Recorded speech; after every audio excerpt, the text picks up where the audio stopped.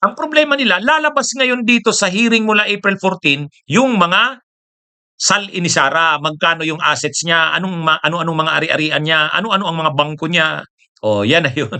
Lalabas na yan. Ayaw nila. Si Madriaga, ididetalye ni Madriaga yung confidential funds. O ayaw din nila niyan. Ayaw nila. Ang problema, bakit sila ayaw ng ganyan? Eh di ba ang gusto nilang malaman ano ang mga testigo at iriribat daw nila. O ngayon, hindi pala nila mariribat. Oh, hindi pala nila mariribat. O ano na ngayon ang mga argumento nila? Ang argumento nila ay panay procedural. Ang kini-question nila ngayon, ang kini-question nila, yung sinubmit ni Torrio na petition ngayon, nag-file sila ng petition sa Korte Suprema, kini-question nila yung ang una nilang kini-question, fishing expedition daw ito. Fishing expedition. Ibig sabihin, wala naman pa daw mga ebidensya at testigo, naghahanap pa lang. Dapat daw, nung final yung impeachment complaint, nandun na, naka-attach na yung mga testigo at ebidensya. O ngayon daw, naghahanap pa lang ng mga testigo at ebidensya eh. O kaya, fishing expedition daw itong ginagawa. O yan ang sinabi nila, no? Ha? Anong sagot diyan? Nung final ba yung impeachment complaint, ay may ebidensya na at testigo? May naka-attach na bang ebidensya at testigo? Mayroon na. Halimbawa, yung pagbabanta ni Sara na ipapapatay niya ang Pangulo, ang First Lady, at si dating Speaker Martin Romualdez. Alam na ba yon nung una pa? Oo. Sos, alam na yan ng buong publiko. Naka-attach na yan doon sa impeachment complaint. Yung video na yon, ni Sara nung miniting niya yung mga supporters niya at sinabi niya yon, naka-attach na yon. Yung mga ano diyan, naka-attach na yon. May ebidensya na yon. Kaya lang, ano yung hinihingi ngayon sa subpoena sa NBI? Yung NBI, nagkandak ang NBI ng investigasyon pa, may nakuha pa silang mga dagdag pang ebidensya. Gusto ngayon na isubpoena yan ng Kamara para yung matibay ng may ebidensya nang nandun madagdagan. So ibig sabihin mali yung sinasabing wala pang ebidensya, mayroon na. Kaya lang kung mayroon pang dagdag na ebidensya, mas maganda. O, di ba? Ano bang mali doon na magdagdag ng ebidensya?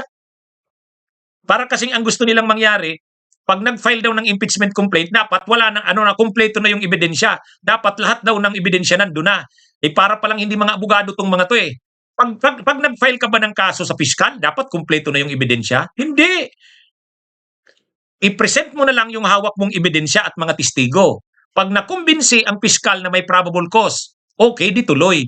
Ngayon, kahit bago magsimula ang trial, or habang ongoing ang trial, pwede ka pang magdagdag ng mga ebidensya at testigo kung may mga bago kang nakuha. Di ba?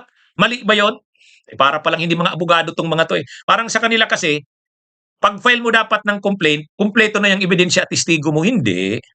Mayroon ka na dapat mga testigo at ebidensya para makumbinsi na mayroong probable cause. O, pag nakumbinsi mo ngayon na may probable cause, kung may dagdag pang ebidensya, isubpina, pwede pa rin yun. Hanggang sa trial, pwede ka pa rin magsubpina hanggang sa trial. Diba? Oh, sa totoo lang, halimbawa, yung confidential funds ni Sara, kompleto na halos yun. Alam na nga ng publiko kung anong mga nakalagay. Mary Grace Piatos, Oishi, alam na rin na inubos niya in 11 days. Alam na rin, naka-attach na rin doon sa mga ebidensya na dinidisallow ng COA yun. May naka-attach na doon. Paano naman nila sinasabing walang mga ebidensya? Sos, kaya lang, mayroon pang mga dagdag na ebidensyang bago ngayon. Katulad niyang kay Madriaga. Wala yan nung dati.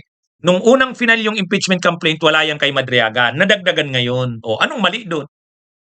Sinusumpi na mo si Madriaga kasi dagdag na testigo. Bawal pala yun. Bawal pa lang na magdagdag ka ng testigo at ebidensya.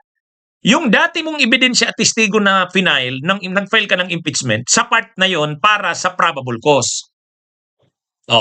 Ngayon, gusto mo talagang sigurado na makukonvict. Sigurado mo na maging guilty. Magtipon ka pa ng dagdag na ebidensya. Pero yung pag-file mo ng impeachment complaint, ano na yon? Mayroon ka ng sapat na ebidensya para may probable cause. Yun lang naman ang kailangan sa pag-file. Probable cause, sufficient in form and substance, sufficient in grounds. Yun lang naman yun. Hindi naman kailangan na yung ebidensya mo 100% kumpleto na, hindi ka na pwedeng magdagdag. Ha? Ano pala 'tong mga ano ba 'to, saan ba 'to nag-graduate 'tong mga abogado na ito ni Sarah? Ha? Ibig mong sabihin sa piskal, 'pag nag-file ka ng reklamo mo sa piskal, criminal complaint, dapat lahat ng ebidensya at testigo mo kumpleto na? Hindi ka na pwedeng magdagdag once na ma-file na? Ah, ano ba 'yan? Ay mga kabunyog, mga kababayan. Sa fiscal, nagpa-file ka ng complaint mo, kukumbinsihin mo yung fiscal na may probable cause. Sa ngayon, ang ano na, prima facie evidence at saka sufficiency, reasonable certainty of conviction. Pag nakumbinsi mo yung fiscal, ipa-file ng fiscal. Pwede ka pa bang magdagdag? Yes. Magpasumpi na? Yes, pwede. Yung fiscal ba pwedeng magsumpi na? Yes, may power ang fiscal nun. Hindi lang naman korte ang may power ng sumpi na eh. Di ba? Ano ba ang ano ngayon?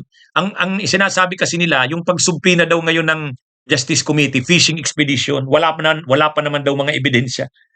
Kalokohan 'yon. Pangalawa, ang sinasabi ni Torion, double standard daw dahil yung kay Marcos daw na-dismiss daw. Na-dismiss daw yung impeachment kay Marcos. Samantalang ito daw kay Sara hindi na-dismiss.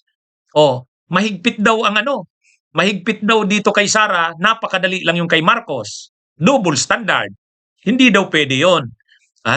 Jesus naman. Nung panahon ni Duterte, nang nakaupo si Duterte, may final din na impeach noon si Gary Alejano. Nagsulong ba yung impeachment ni Duterte noon? Ay di ba hindi? Kasi karamihan ng mga kongresista kakampi niya, ay ngayon tanggapin na natin ang katotohanan, karamihan ng kongresista kakampi ni Marcos yan. Hindi sa totoo lang. Anong problema mo doon? Talaga naman ang impeachment, political yan. Political talaga yan. Ang impeachment, political yan. Alam nyo, presidential form kasi tayo. Ang pagtanggal ng opisyal ng gobyerno ay presidente, vice-presidente, impeachment. Pero sa parliamentary form, vote of no confidence.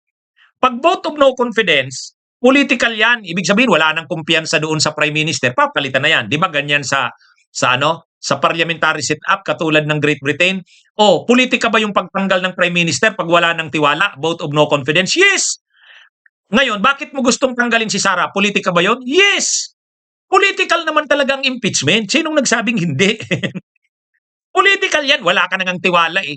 Betrayal of public trust. Di ba? Kaya lang, political siya at the same time judicial kasi magkakaroon ng trial sa Senate. Pero yung sasabihin mo, bakit daw yung kay Marcos na-dismiss? Yung kay Sara hindi? Ay, ganyan talaga. Political nga eh. Di ba? Political nga.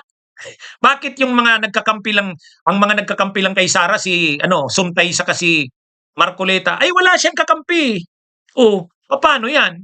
Ganyan naman talaga ang impeachment. Political talaga yan. Kaya lang kahit political yan, may procedure kang susundin. Kahit political yan, may rules kang susundin. Kaya nga may rules of impeachment eh.